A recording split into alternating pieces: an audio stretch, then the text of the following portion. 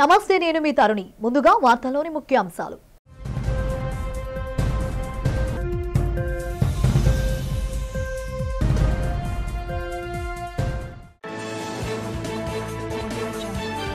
రాష్ట్రాన్ని వణికిస్తున్న ముంతా తుఫాన్ కదలికలపై ఎప్పటికప్పుడు అధికారులతో సమీక్షా సమావేశాలు నిర్వహించి పలు సూచనలు చేస్తున్న ముఖ్యమంత్రి చంద్రబాబు.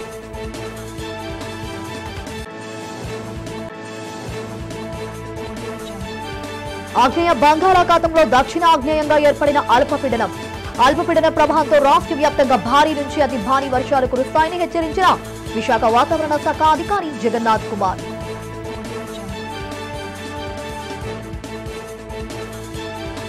కార్తీక మాసం మొదటి సోమవారం శివనామ స్మరణతో మారుమ్రోగిన శైవ క్షేత్రాలు.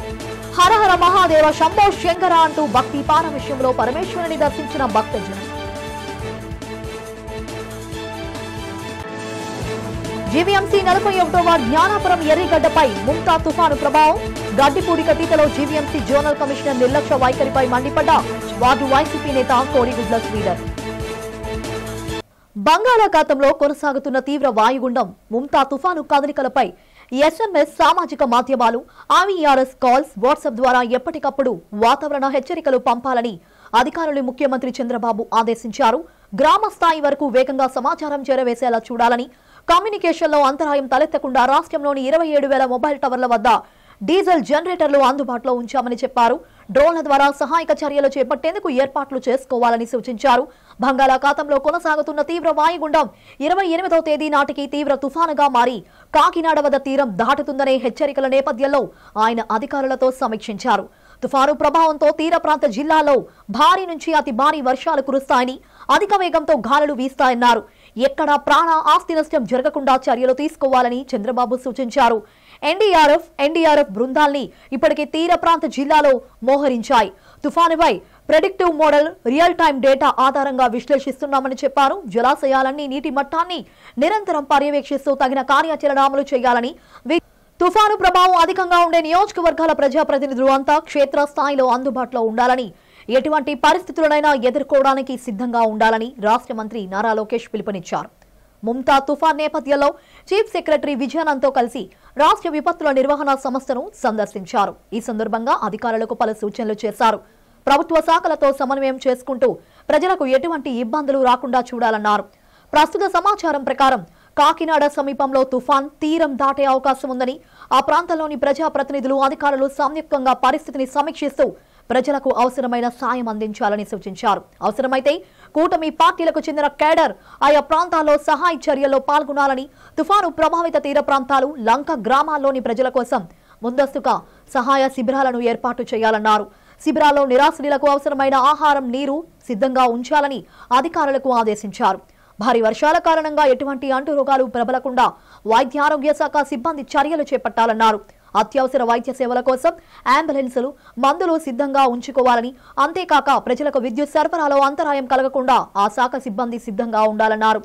కమ్యూనికేషన్ సమస్యలు తలెత్తకుండా సెల్ ఫోన్ ఆపరేటర్లు పకడ్బందీ ఏర్పాట్లు చేసుకోవాలన్నారు. ముంతా తుఫాన్ పరిస్థితులను గమనిస్తూ ప్రజలంతా అప్రమత్తంగా ఉండాలని కోరారు. మహావిశాఖ శివనామ స్మరణతో మారుమ్రోగింది. శివాలయాలు భక్తులతో కిటకిటలాడాయి. హరహర మహాదేవ శంభో శంకర అంటూ భక్తులు పరమేశ్వరుణ్ణి ప్రార్థించారు. కార్తీక మాసం తొలి సోమవారం కావడంతో భక్తులు తెల్లవారుజాము నుండే శివాలయాలకు వెళ్లారు. విశాఖలోని ఏ శివాలయం చూసినా భక్తుల సందడి కనిపించింది. పరమేశ్వరుని దర్శించుకుని పూజలు గావించారు. శివాలయాల్లో నిర్వహించిన అభిషేకాల్లో భక్తులు పాల్గొని శివుణ్ణి పూజించారు. భక్తులకు ఎటువంటి అసౌకర్యం కలగకుండా దేవాలయ కమిటీ ప్రతినిధులు విస్తృతంగా ఏర్పాట్లు చేశారు. ఈ సందర్భంగా అర్చకులు మాట్లాడుతూ శివునికి కార్తీక మాసం అంటే ఎంతో ప్రీతిపాత్రమని చెప్పారు. కార్తీక మాస తొలి సోమవారం ఆ పరమేశ్వరుని దర్శించుకుంటే భక్తుల కోరికలు నెరవేరడంతో పాటు ఆ దేవుని ఆశీస్సులతో సుఖ సంతోషాలతో ఉంటారని చెప్పారు.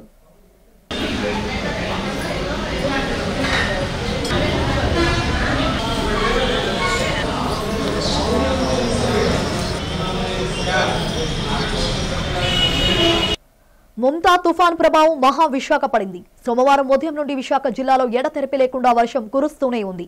జిల్లాలోని అన్ని ప్రాంతాల్లోనూ కురుస్తున్న వర్షంతో విశాఖ చల్లబడి తడిసి ముద్దయింది.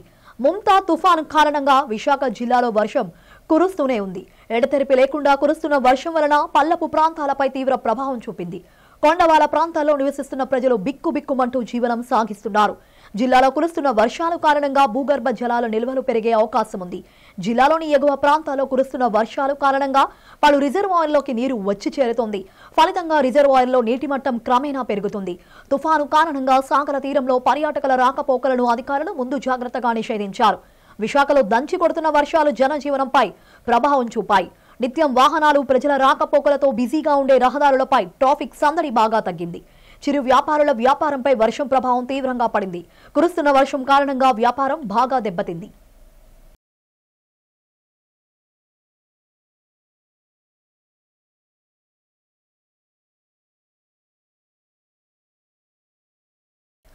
ప్రసిద్ధ పుణ్యక్షేత్రం సింహాచలం శ్రీ వరాహలక్ష్మీ నరసింహస్వామిని చీపురుపల్లి శాసనసభ్యులు, తెలుగుదేశం పార్టీ పోలిట్ బ్యూరో సభ్యులు, మాజీ మంత్రి కిమిడి కళా వెంకట్రావు తమ సతీమణి శ్రీమతి కిమిడి విజయలక్ష్మి కుటుంబ సభ్యులతో కలిసి స్వామివారిని దర్శించుకున్నారు.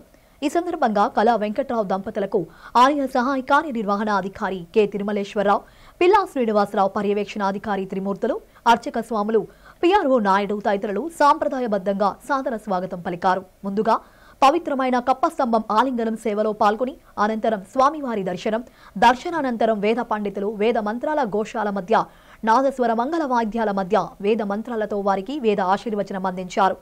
ఆలయ సహాయ కార్యనిర్వహణ అధికారి స్వామివారి శేషవస్త్రంతో సత్కరించి దంపతులకు స్వామివారి పవిత్ర ప్రసాదాలను అందజేశారు. అనంతరం నిత్య అన్న ప్రసాదం నిధికి కళా వెంకట్రావు దంపతులు 2,32,000 రూపాయలు భారీ విరాళాన్ని అందించారు.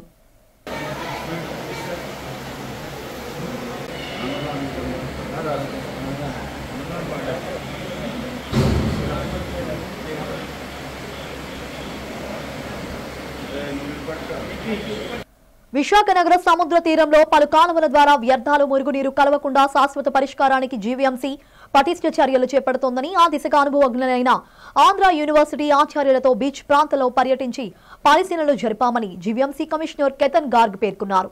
ఈ సందర్భంగా ఆయన జీవీఎంసీ అధికారులతో ఎన్విరాన్మెంటల్ ఇంజనీరింగ్ లో అనుభవజ్ఞులైన విశ్రాంత professor S Ramakrishnarao, Andhra university environmental engineering head doctor S బాలప్రసాద్లతో కలిసి బీచ్ లో కలుస్తున్న పలు కాలువలను పరిశీలించారు. ఈ పరిశీలనలో ముందుగా ఆల్ ఇండియా రేడియో సమీపంలో జగన్నాథ స్వామి దేవాలయం వద్ద ఉన్న వంతెన కింద కాలువను పరిశీలించిన అనంతరం బీచ్ రోడ్లో YMCA వద్ద బీచ్ వైపు ఉన్న కాలువ ప్రాంతాన్ని పరిశీలించి మురుగునీరు బీచ్ లో కలవకుండా చేపట్టవలసిన చర్యలపై ప్రొఫెసర్లతో కమిషనర్ చర్చించారు.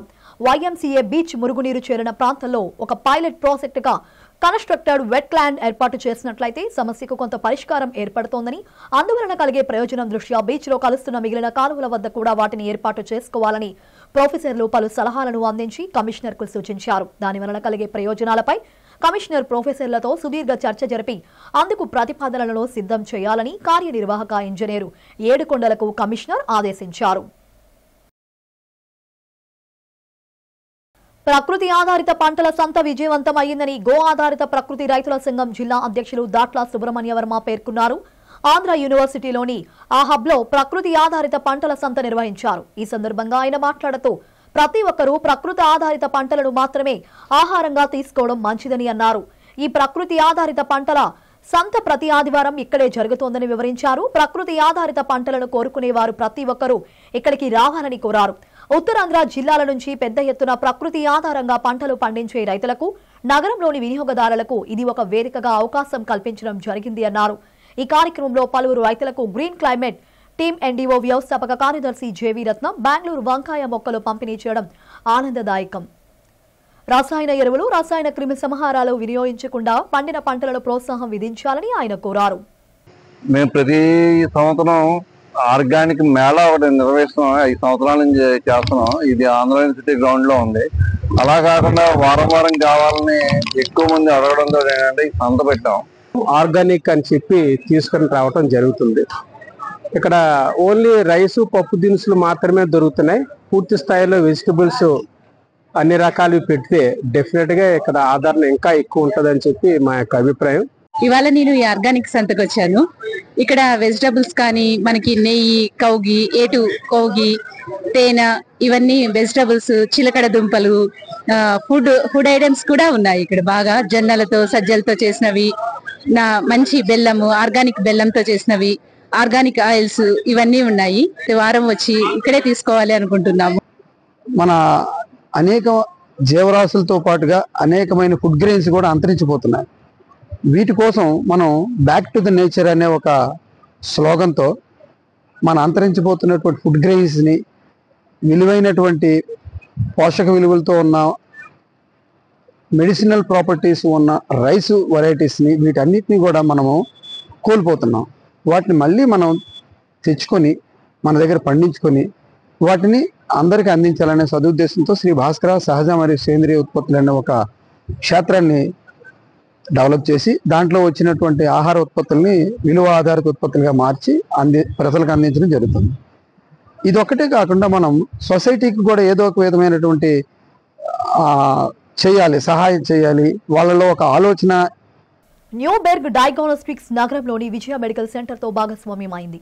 దీంతో న్యూబెర్గ్ తెలుగు రాష్ట్రాల్లో తమ కార్యకలాపాలను విస్తరించింది. ఈ సందర్భంగా నగరంలో జరిగిన మీడియా సమావేశంలో Neuberg diagnostics chairman managing director doctor GSK Velu, Vijaya medical centre director doctor Suman మాట్లాడారు.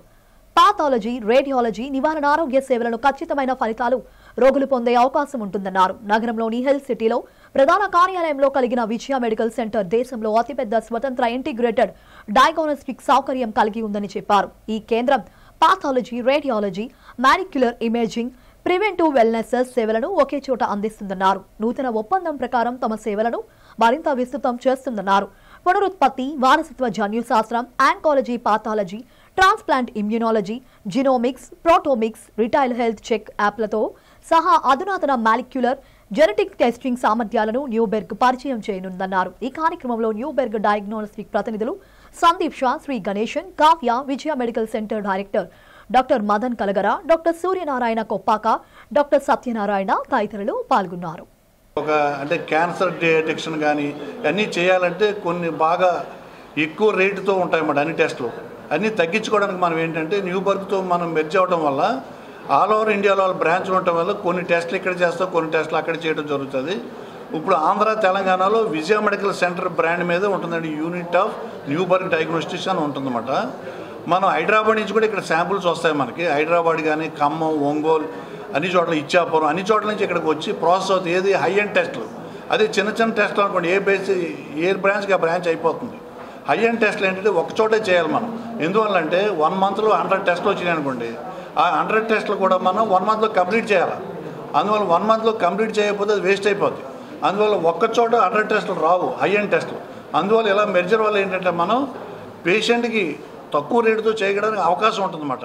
అంటే అది ఎక్స్పైర్ అవ్వకుండా ఉండకముందే మనం బ్లడ్ టెస్టులు చేసి మనం ప్రజలకు అందించడం జరుగుతుంది. అందువల్ల దీనివల్ల ఏంటంటే మన శుభప్రదం మన ఆంధ్రాకి కానీ తెలంగాణకు కానీ, తెలంగాణ విడిపోయినా మన బ్రదర్సే వాళ్ళు కూడా కదా. అందువల్ల ఆంధ్ర నుంచి తెలంగాణ నుంచి కూడా మనం టెస్టులు ఇక్కడ చేసి ప్రజలకు రిపోర్ట్ ఇవ్వడం జరుగుతుంది. ఆన్లైన్ రిపోర్టింగ్ కాబట్టి ఎక్కడి నుంచి అయినా తీసుకోవచ్చు అది. అందువల్ల ఇబ్బందికరం లేదు. అలాగే రేడియాలజీ కూడా డాక్టర్ సుమన్ గారి ఆధ్వర్యంలో అంతా మన టెక్నాలజీ హైదరాబాద్ కన్నా ముందు టెక్నాలజీ మనం ముందు వాడము. ఎంఆర్ఐ కానీ, సిటీ కానీ ఎప్పుడూ కూడా హైదరాబాద్ కన్నా ముందు మనం కొనడం జరిగింది. దానివల్ల చాలా ఉపయోగపడ్డాం అందరూ. మన వైజాగ్ కానీ, పరిసర ప్రాంత ప్రజలకు కానీ, మన కోవిడ్లో ఈ బిల్డింగ్ ఓపెన్ చేయడంలో చాలామందికి ఉపయోగించాము. ఇక్కడ బాగా టెస్టులు చేయడం కానీ ప్రాపర్గా టెస్టింగ్ జరిగింది మనకి. ఆ టైంలో ఎంతోమంది ప్రాణాలు కాపాడుకున్నాం మనం. అవునండి. ఇది ఇండియాలో మనకి చాలా ఇంత 1,50,000 ఎస్ఎఫ్టీ ఉన్న సెంటర్ ఎక్కడా లేదు. ఇదంతా ఇంకా మేము ఫుల్గా ఫిల్ చేయాల. అన్ని ఫ్లోర్స్ ఫుల్ అయితే మనకి ఇంకా టెక్నాలజీ ఇంకా ఎక్కువ వాడచ్చు అన్నమాట. అన్నిటికీ రెడీగా ఉన్నాయండి. ఇప్పుడు అది ఈ బిల్డింగ్లో ప్రతి రూము డాక్టర్ సుమన్ గారు, మదన్ గారు ఎలా డిజైన్ చేశారంటే మనం మెషిన్ కొనుక్కుని వచ్చి లోపల plug and play, air conditioning ఉంది, పవర్ ఉంది, అంతా ఉంది. జస్ట్ అలా పెట్టేసి మనం ఆన్ చేయటమే. ఇది ఇండియాలో లార్జెస్ట్ సెంటర్. ఇంతకన్నా పెద్ద సెంటర్ ఎక్కడా లేదు, రాబోదు కూడా. ఎందుకంటే ఇంత ధైర్యంగా ఎవరో కట్టరు. హెల్త్ సిటీలో మనది ఒకటే డయాగ్నోస్టిక్ సెంటర్, మిగతా అన్ని హాస్పిటల్స్. ఇక్కడ అందరూ కూడా మనకి శాంపుల్స్ మనకి పంపిస్తారు. ఎందువల్లంటే వాళ్ళు చిన్న చిన్న ల్యాబ్సే ఉంటాయి, వాళ్ళు పెద్ద ల్యాబ్స్ పెట్టుకోలేరు. అందువల్ల మనం పెద్ద ల్యాబ్స్ పెట్టుకుని అవన్నీ మనకు రావడం వల్ల మనం వాళ్ళకు కూడా ఉపయోగపడుతున్నాం ఇక్కడ అందరికీ అండి. అది మాట. I'm partnered with Vijaya Medical Center in Andhra and Telangana. and we are extremely fortunate to have found Dr. Madan and Dr. Suman, whom I have been knowing for more than 38 years now, to become a partner and work with them in Andhra and Telangana to upgrade the facilities of both Newburgh and Vijaya. And as Dr. Suryanara Garu already told, these facilities in Andhra Telangana will be named Vijaya Medical Center moving forward. Currently, Newburgh is present in 10 districts, and Vijaya Medical Center is present in 8 districts. In all these 18 districts of Andhra and Telangana, it will be known as Vijaya Medical Center.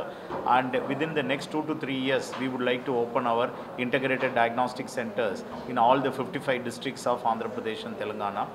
And our main hub will be in Vizag. For the entire Andhra Telangana, the headquarter and hub will be in this building in Health City will be the hub for the entire operations of Andhra and Telangana. I am sure this merger will make a big impact in the region and improve the access and affordability for advanced diagnostic care for larger section of the population across these 2 states. Thank you. నైరుతి ఆగ్నేయ బంగాళాఖాతం మధ్య ఏర్పడ్డ ముంతా తుఫాన్ విశాఖకు దక్షిణాగ్నేయంగా 600 కిలోమీటర్ల దూరంలో కేంద్రీకృతమైందని విశాఖ తుఫాను హెచ్చరికల కేంద్రం డిప్యూటీ డైరెక్టర్ జగన్నాథ్ కుమార్ తెలిపారు. ఇది కాకినాడకు దక్షిణాగ్నేయంగా 570 కిలోమీటర్ల, చెన్నై తూర్పు ఆగ్నేయంగా 520 కిలోమీటర్ల, పోర్ట్ బ్లెయిర్ కు చెందిన పశ్చిమంగా 750 కిలోమీటర్ల దూరంలో కేంద్రీకృతమైందని, ఇది ఉత్తర వాయువ్యంగా కదిలి రాగల 12 గంటల్లో పశ్చిమ మధ్య బంగాళాఖాతంలో తీవ్ర తుఫానుగా మారే అవకాశం ఉందన్నారు. ఈ తుఫాను 28వ తేదీ సాయంత్రం గాని రాత్రి గాని మచిలీపట్నం, కళింగపట్నం మధ్య కాకినాడ సమీపంలో తీవ్ర తుఫానుగానే తీరం దాటే అవకాశం ఉందన్నారు. తీరం దాటే సమయంలో గంటకు 90 నుంచి 110 కిలోమీటర్ల వేగంతో ఈదురుగాలులు కొనసాగుతాయని పేర్కొన్నారు. ఈ నేపథ్యంలో రాష్ట్రంలో అత్యధిక ప్రాంతంలో చాలా చోట్ల వర్షాలు ఉంటాయని, విజయనగరం, విశాఖ, కాకినాడ, కృష్ణా, బాపట్ల, నెల్లూరు జిల్లాలో కొన్ని చోట్ల భారీ నుంచి అతి భారీ వర్షాలు, శ్రీకాకుళం, అల్లూరి, ఎన్టీఆర్, తిరుపతి, నంద్యాలలో అతి భారీ వర్షాలు పడతాయని తెలిపారు. నిన్నటి తీవ్ర వాయుగుండం నిన్న రాత్రికి సైక్లోన్ మోంతా అంటే తుఫాను మోంతాగా పరిణామం చెంది ఆగ్నేయ బంగాళాఖాతం దానికి ఆనుకుని ఉన్న నైరుతి బంగాళాఖాతంలో కొనసాగింది. అది ప్రస్తుతం తుఫాను మోంతాగానే కొనసాగుతూ నైరుతి బంగాళాఖాతం, దానికి ఆనుకుని ఉన్న పశ్చిమ మధ్య బంగాళాఖాతం మరియు ఆగ్నేయ బంగాళాఖాత పరిసర ప్రాంతాలలో ఉన్నది. అది ఉత్తర వాయువ్య దిశలో పయనిస్తుంది. ఈరోజు ఉదయం 8:30 చెన్నైకు 520 కిలోమీటర్ల దూరంలో తూర్పు ఆగ్నేయ దిశలో కొనసాగుతుంది. కాకినాడకు 570 కిలోమీటర్ల దక్షిణ ఆగ్నేయ దిశలోనూ, విశాఖపట్నానికి 600 కిలోమీటర్ల దక్షిణ ఆగ్నేయ దిశలోనూ, గోపాల్పూర్కు 750 కిలోమీటర్ల దక్షిణ దిశలోనూ కొనసాగుతుంది. ఇది రాబోయే 24 గంటల్లో మొదట ఉత్తర వాయువ్య దిశలోనే పయనిస్తుంది. పయనించిన తర్వాత రేపు ఉదయానికి పశ్చిమ మధ్య బంగాళాఖాతంలో తీవ్ర తుఫానుగా పరిణామం చెందే అవకాశం ఉన్నది. ఉత్తర వాయువ్య దిశలోనే పయనించి రేపు అనగా 28వ తేదీ సాయంత్రానికి రాత్రికి మధ్యలో ఆంధ్ర కోస్తా తీరంలో అనగా కళింగపట్నం, మచిలీపట్నం మధ్య కాకినాడకు అతి సమీపంలో తీరాన్ని తాకే అవకాశం ఉంది. తీరాన్ని తాకే సమయంలో బలమైన గాలులు 90 నుంచి 100 కిలోమీటర్ల వరకు, గరిష్టంగా 110 కిలోమీటర్ల వరకు చేరుకునే అవకాశం ఉంది. ఇక రాష్ట్రంలో ముఖ్యంగా కోస్తా జిల్లాల్లో ప్రజల రక్షణ జీవీఎంసీ అధికారులకు పట్టడం లేదని, తుఫాను హెచ్చరికల నేపథ్యంలో ఎర్రిగడ్డ ముంపు ప్రాంతం ప్రజలను ముంపు బారి నుంచి తప్పించే చర్యలు చేపట్టకపోవడం దారుణమని 41వ వార్డు వైసీపీ అధ్యక్షుడు కోడిగుడ్ల శ్రీధర్ వాపోయారు.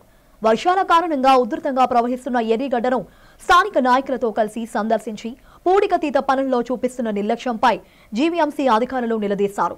వర్షాల సమయంలోనే జ్ఞానాపురం ముంపుకు గురైన సందర్భం గుర్తు చేస్తూ రాష్ట్ర వ్యాప్తంగా హై అలర్ట్ ప్రకటించినా సరే జోనల్ కమిషనర్ నిర్లక్ష్యం వహించడంపై శ్రీధర్ మండిపడ్డారు. అనంతరం ఆయన మీడియాతో మాట్లాడుతూ వైసీపీ పాలనలో గత మేయర్ ఎర్రిగడ్డ సమస్యపై ప్రత్యేక దృష్టి సారించి ఎప్పటికప్పుడు 275 జేసీబీలతో పూడికతీత చేపట్టడం జరిగిందని గుర్తు చేశారు.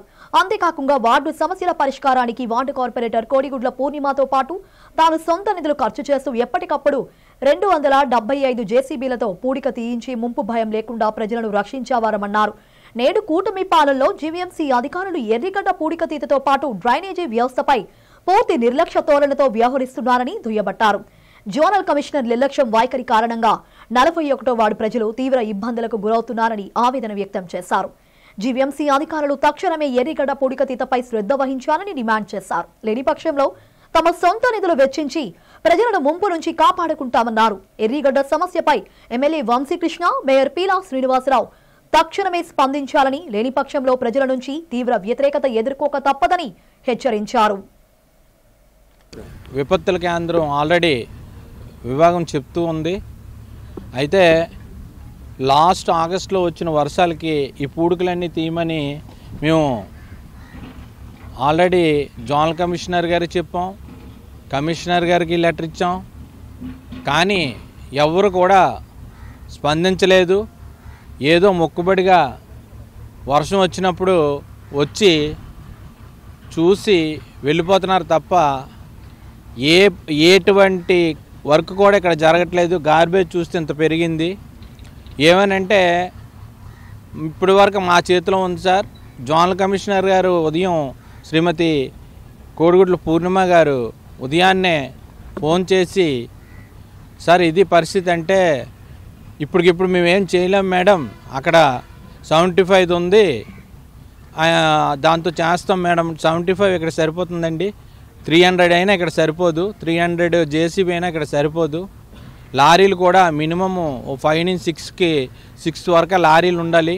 ఎప్పుడు లోడ్ అప్పుడు తరలించాలి, ఎప్పుడు గార్బేజ్ అప్పుడు తరలించాలి.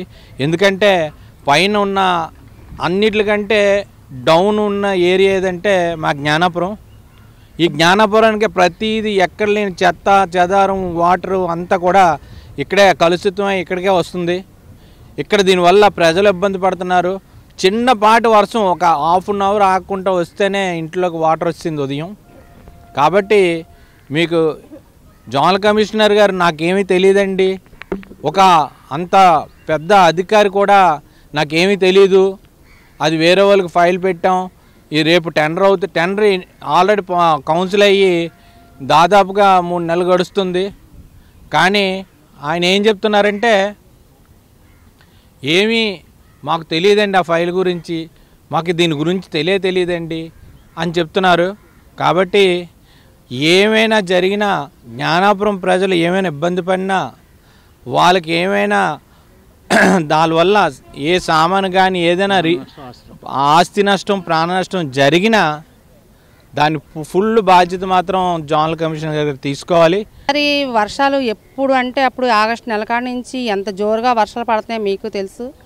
ఎంత చిన్నదానికి కూడా మాకు గడ్డ వచ్చేస్తుంది. ఎందుకంటే అన్ని చోట్ల పడింది మాది డౌన్ కాబట్టి. ఇళ్ళల్లోకి వచ్చి సామాన్లు తడిసిపోవడం, మేము అంతా తడిసిపోయి పిల్లలు కూడా భోజనం పెట్టే స్థితి కూడా మాకు ఉండట్లేదు. అంత మేము ఉన్నా సరే మాకు ఎవరు అధికారులు వచ్చి పట్టించుకోలేదు. జోనల్ కమిషనర్ గారికి రాసి పెడితే లెటర్ అది తీసుకెళ్ళి మరి ఆయన ఏం చేస్తున్నారు, చింపేస్తున్నారో మరి డస్ట్బిన్లో వేసేస్తున్నారు మాకు తెలియట్లేదు. కనీసం మాకు మరి కార్పొరేటర్ గారికి వెళ్ళి అడిగితే మేము చెప్తున్నాం అమ్మ అన్ని చేస్తున్నాం వాళ్ళు అంటున్నారు. కానీ అంత వాళ్ళు ఏం చేసినా సరే మేము వాళ్ళే పాపం గట్టిగా మాట్లాడితే ఆ సార్ వచ్చి మేడం వచ్చి మా కోసం ఎంత బాధపడతారు. ఎంత వర్షాలు వచ్చినా ఎంత వరదలు వచ్చినా గడ్డలో నుంచి వస్తున్నారు తప్ప మాకు ఇప్పుడు వచ్చి వంశీ సార్ అయితే మాకు రావడం తెలియదండి. ఆయన ఎప్పుడు వచ్చి ఎప్పుడు వెళ్ళిపోతున్నారు మాకు తెలియదు. మా సమస్యలు కూడా వచ్చి అడగడం కానీ ఏటమ్మా చూడడం కానీ తెలియదు. వాసుపల్లి గణేష్ కుమార్ గారు అయితే మాకు వచ్చేవారు, చూసేవారు, మాకు కావాల్సినవి ఏమైనా సదుపాయాలు ఉండి మాకు అందించడం అన్నీ చేసేవారు. మరి ఇతనైతే మరి రాలేదండి. మరి ఇతను కూడా మాకు గుర్తించాలి కదా. ఓట్లు అడగడానికి వచ్చేటప్పుడే మాకు కనిపించారు, కానీ మిగతా టైంలో అయితే మాకు ఎక్కడా కూడా కనిపించలేదు. మరి మేము చూస్తే పేదవాళ్ళం ఏంటి, మేమేమి ఉన్నవాళ్ళమా, మాకు ఏదైనా వస్తే హాస్పిటల్ అంటే తిరిగి చేసి డబ్బులు ఖర్చు పెట్టడానికి. ఇలా వర్షాలు వచ్చేటప్పుడు మాకు ఎంత బాధలు పడుతున్నామో అని ఒక్కసారి వచ్చి చూస్తే తెలుస్తుంది. ఆయనకి రావట్లేదు. అందులో ఈ గడ్డ మాటికి ములిగిపోతుంది. మాది అంతా స్లమ్ ఏరియా అండి. మరి గడ్డ చెత్త అంతా కంపు వల్ల మాకు ఎన్నో రోగాలు వస్తున్నాయి. అవి మేము తీసుకెళ్ళి ఎంతకని మేము బాగు చేసుకోవడానికి మేము ఎంతకని మాకు డబ్బులు ఖర్చు పెట్టడానికి కూడా మాకు సహాయం లేదండి. మరి మీలాంటి వాళ్ళు గుర్తించాలి కదండి. ఇక్కడ పందులు కూడా వస్తున్నాయండి. ఆ పందుల వల్ల మాకు మెదవ్యాధి జబ్బులు అవన్నీ కూడా వస్తున్నాయి. పిల్లలకు ఎంత జ్వరాలతో బాధలు పడుతున్నారండి. ఇవేమీ అధికారులకి మీరు పట్టించుకోకపోతే ఎలా అవుతుందండి? ఒకసారి వచ్చి చూడండి, జోనల్ కమిషనర్ గారు మీరు గుర్తించండి. ఏదైనా ఒక వార్డు నుంచి లెటర్ ఎందుకు ఇచ్చారనేది కూడా గుర్తించాలి కదండి. మరి మాలాంటి వాళ్ళ పరిస్థితి మీరే పట్టించుకోకపోతే ఇంకెవరు పట్టించుకుంటారండి? ముంతా తుఫాను కారణంగా ప్రభావితమయ్యే తీరా నదీ పరివాహక ఇతర ప్రాంతాలను ముందుగానే గుర్తించి ప్రజలను పశువులను సురక్షిత ప్రాంతాలకు తరలించాలని అనకాపల్లి జిల్లా తుఫాను ప్రత్యేక అధికారి వి వినయ్ చంద్ ఆదేశించారు. ముంతా తుఫాను ముందస్తు జాగ్రత్త చర్యలు ఏర్పాట్లపై సోమవారం కలెక్టర్ కార్యాలయ సమావేశ మందిరంలో జిల్లా కలెక్టర్ విజయకృష్ణన్, జిల్లా ఎస్పీ తోహిన్ సిన్హాలతో కలిసి జిల్లా అధికారులు, మండల ప్రత్యేక అధికారులతో సమావేశం నిర్వహించారు. ఈ సమావేశంలో తుఫాన్ జిల్లా ప్రత్యేక అధికారి వి వినయ్ చంద్ శాఖల వారీగా చేసిన ముందస్తు ఏర్పాట్లను అడిగి తెలుసుకుని అదనంగా చేపట్టవలసిన పనుల గురించి ఆదేశాలు జారీ చేశారు. సమావేశంలో ఆయన మాట్లాడుతూ తుఫాన్ 28వ తేదీ మధ్యాహ్నం నాటికి తీరం దాటే అవకాశం ఉందని, తుఫానుకు ప్రభావితమయ్యే తీర ప్రాంత నదీ పరివాహక గ్రామాలు, ప్రాంతాలను గుర్తించి అవసరమైన రక్షణ చర్యలు చేపట్టాలని తెలిపారు. ప్రతి ఉద్యోగి వారి కార్యస్థానంలోనే ఉండాలని, తుఫాను ముందస్తు రక్షణ చర్యల్లో అశ్రద్ధ వహించే అధికారులపై కఠిన చర్యలు తీసుకోవడం జరుగుతుందన్నారు. ఈ అత్యవసర విధులలో గ్రామ, వార్డు సచివాలయాల సిబ్బందిని కూడా వినియోగించుకోవాలని తెలిపారు.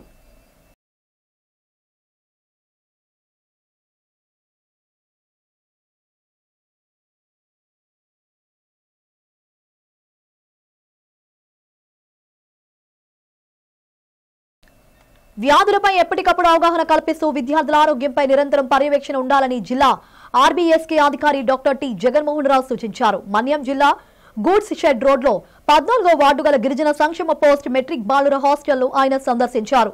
హాస్టల్ ప్రాంగణం పరిశుభ్రతపై పరిశీలించారు. విద్యార్థుల్లో ఎవరైనా అనారోగ్య సమస్యలతో ఉన్నారా అని వార్డెన్ను అడిగి తెలుసుకున్నారు. సిక్ రూమ్ నిర్వహణపై తనిఖీ చేసి అక్కడ చికిత్స పొందుతున్న విద్యార్థి ఆరోగ్య సమాచారం తెలుసుకుని ఆసుపత్రిలో అందజేసిన చికిత్స వివరాలు ఓపీ చీటీలో పరిశీలించారు. సిక్ రిజిస్ట్రేషన్ పరిశీలించారు. హెమోగ్లోబిన్ రికార్డు తనిఖీ చేసి ఐరన్ మాత్రలు వేయిస్తున్న విధానంపై ఆరా తీశారు. త్రాగునీటి సదుపాయంపై వార్డెన్ అడిగి తెలుసుకున్నారు. నీటి నాణ్యత పరీక్షలపై ఆరా తీశారు. ప్రతి వారం హాస్టల్లో డ్రై డే నిర్వహించాలన్నారు.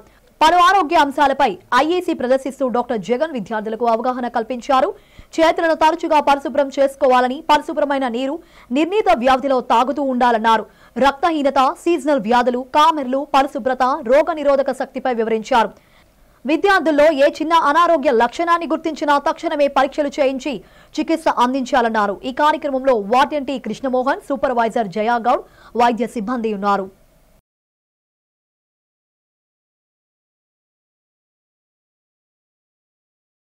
దేశంలోనే ప్రముఖ పుణ్యక్షేత్రంగా విరాజిల్లుతున్న సింహాచలం శ్రీ వరాహలక్ష్మీ నరసింహస్వామి వారి దేవస్థానంలో సోమవారం 5వ రోజు శ్రీ మనవాల మహామునులు తిరునక్షత్రం పూజ అత్యంత భక్తి శ్రద్ధలతో నిర్వహించారు. ఈ సందర్భంగా తిరునక్షత్ర సందర్భంగా దివ్య ప్రబంధ సేవాకాలం ఆలయ స్థానాచార్యులు టిపి రాసగోపాల్ నేపథ్యంలో వారు మరియు నాలాయిరి అధ్యాపకులతో కలిసి అత్యంత వైభవంగా నిర్వహించారు. భక్తులు పెద్ద సంఖ్యలో పాల్గొని స్వామివారిని దర్శించి తరించారు.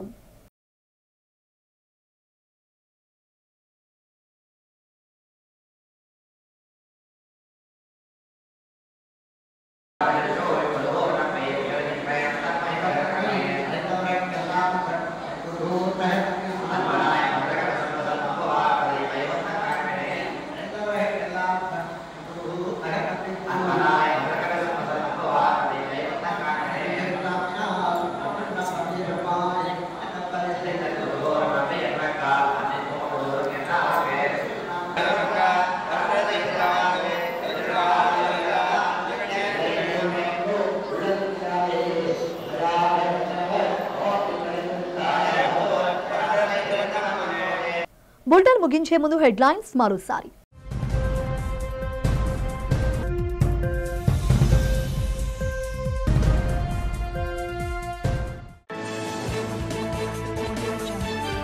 రాష్ట్రాన్ని వణికిస్తున్న ముంతా తుఫాన్ కదలికలపై ఎప్పటికప్పుడు అధికారులతో సమీక్షా సమావేశాలు నిర్వహించి పలు సూచనలు చేస్తున్న ముఖ్యమంత్రి చంద్రబాబు.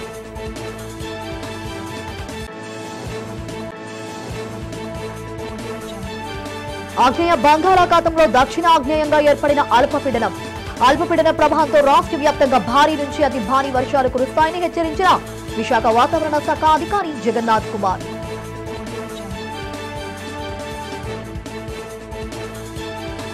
కార్తీక మాసం మొదటి సోమవారం శివనామ స్మరణతో మారుమ్రోగిన శైవ క్షేత్రాలు. హరహర మహాదేవ శంభో శంకర అంటూ భక్తి పారవశ్యంలో పరమేశ్వరుని దర్శించిన భక్తజనం. జీవీఎంసీ 41వ వార్డు జ్ఞానాపురం ఎర్రిగడ్డపై ముంతా తుఫాను ప్రభావం. గడ్డిపూడి కతీతలో జీవీఎంసీ జోనల్ కమిషనర్ నిర్లక్ష్య వైఖరిపై మండిపడ్డ వార్డు వైసీపీ నేత కోడిగుడ్ల శ్రీధర్. ఇవి ఇప్పటి వరకున్న అప్డేట్స్. మరిన్ని అప్డేట్స్ కోసం చూస్తూనే ఉండండి.